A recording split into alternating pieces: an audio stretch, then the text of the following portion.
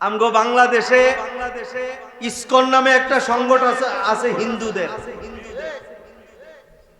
উগ্রপন্থী সংগঠন, তার নাম ইসকন। উগ্রপন্থী সংগঠন তার নাম কি? জোরে কন।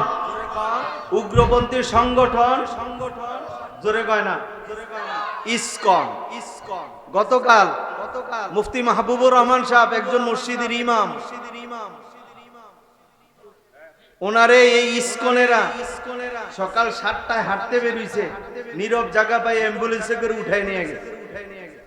গাড়িতে উঠাইয়া ওনার মুখে কালো পর্দা টানাই দিছে, কালো কাপড় দিয়ে বাইনা দিছে।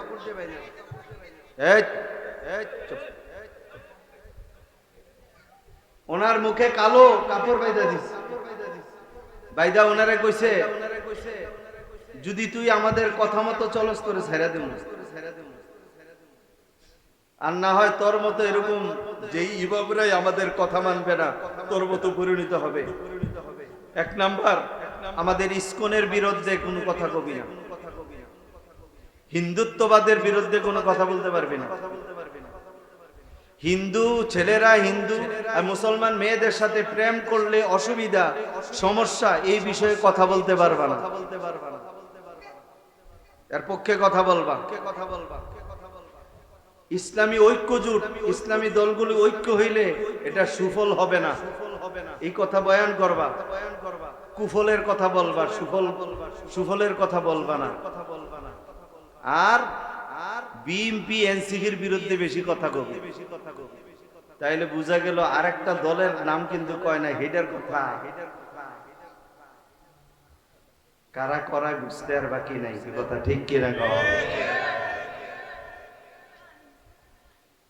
মাওলানা মাহবুবুর রহমান সাহেবকে নিয়ে গেল, সারা রাত টর্চার নির্যাতন করার পরে যখন বাংলাদেশের আলেম ওলামারা দিনদার মানুষেরা ফুইসা উঠছে, দেহে বেকুতি, বর্ডার পাস করতে পারবে না, সেই পঞ্চগড়ে তাকে একটা গাছের লোকে সিকুল দিয়ে বাইন্দা তারা পালাই গেছে।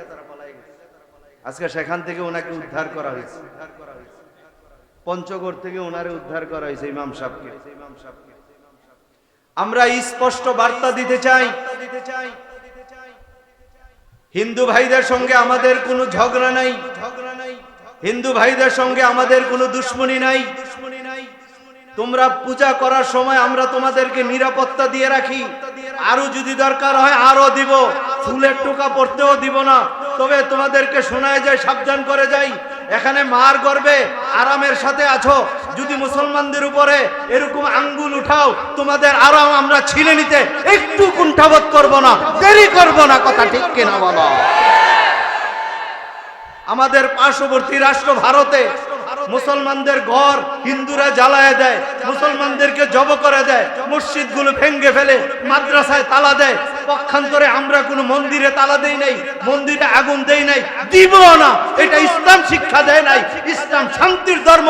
তোমাদের নিরাপত্তা যা দরকার তা দিব, তবে আমাদের নিরাপত্তা বিঘ্নিত ঘটলে প্রতিরোধ করতেও ছাড়বো না। কথা ঠিক কিনা বলো?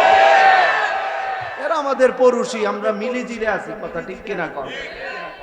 বাংলাদেশ হইল সাম্প্রদায়িক সম্প্রীতির দেশ, হিন্দু বৌদ্ধ খ্রিস্টান মিলেমিশে চলে। কথা ঠিক কিনা কর?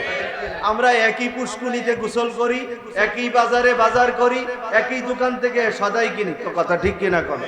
আমাদের দেবিদ্বার পুরান বাজার মহাদেবের দোকান, আমরা মুসলমানরা ওইখান থেকে বেশি বাজার করি। দুশ্মনী থাকলে কি আমরা যাইতাম?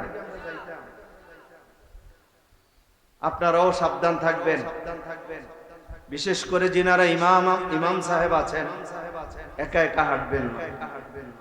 হয় মুয়াজ্জিনকে সাথে নিয়ে যাবেন, না হলে মসজিদের কোনো একজন মুসল্লির বলবেন, চাচা লন একটু হাইটাই সকাল, আপনারাও যাবেন, বলেন ইনশাআল্লাহ।